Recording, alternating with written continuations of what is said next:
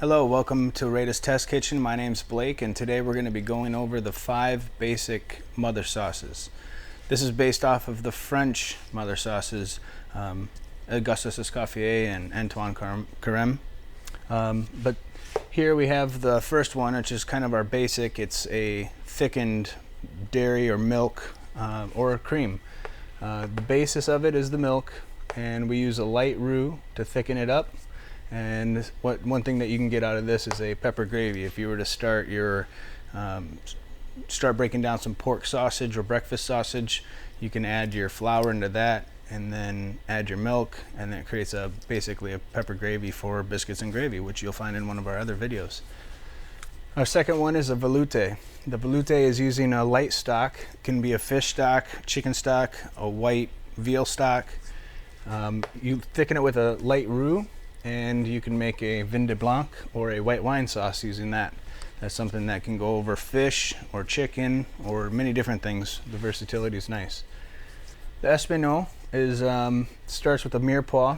The mire poix is a 50% onion, 25% carrots, 25% celery. It's a base to kind of get the flavors out. So you saute those up in the butter. You get those to be nice and sweated out, broken down. You can even color them, brown them a little bit. You add your roux, you add some tomato product and a roux, some flour to make the dark roux. Cook that down really dark so that way it doesn't lighten your brown sauce. And then you add a dark stock. It can be a dark chicken stock, it could be a dark beef stock, anything really. And then you reduce it down a little bit. That will give you a demi glace. You can use that to coat steaks. Pretty versatile as well. Second to last, we have the tomato.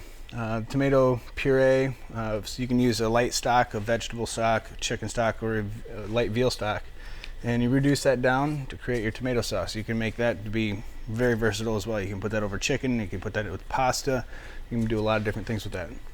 The Hollandaise is the newest one of them all, and that one basically you clarify butter, you separate the fat from the milk solids, you bring it up nice and slow, and you kind of skim the white milk solids off the top, leaving you with clarified butter.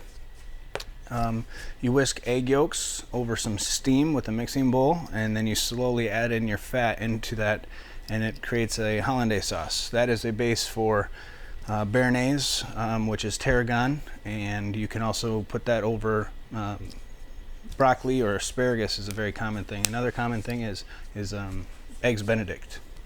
All right, thickening agents. Thickening agents are what we use to thicken a liquid. You utilize different thickening agents based upon what kind of final product you're getting and that you're trying to get.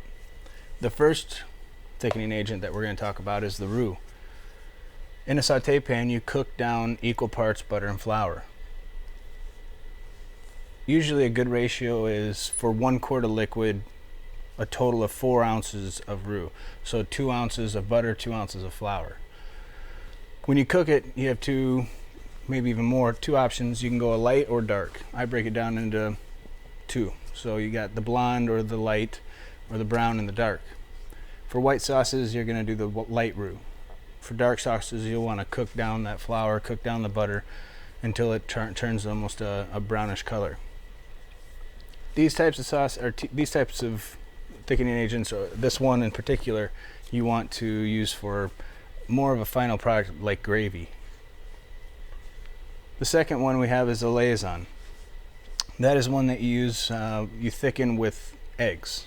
So you temper your liquid with an egg. What you do is basically you bring your liquid up into temperature. In a mixing bowl off to the side you have egg yolks, and you whisk those. You pour half of your hot mixture into those eggs while stirring it consistently, and then pour it back into the pan, returning the pan to the heat, bringing it up to a boil, and continuously stirring. The last but not least, we have the slurry. The slurry is a thickening agent that I commonly use, and you'll find that more in more Asian cooking. It's equal parts cornstarch and water. It's going to give you more of a glazy type of final product. So if you were to thicken a chicken stock with slurry, then it would be similar to an egg drop soup or more glazy like such. The most important thing of all, though, is when you're using thickening agents, to notice when it reaches its thickest point is when it reaches its full boil. So bring it up to a full boil, and that's when you know that it's at its thickest point.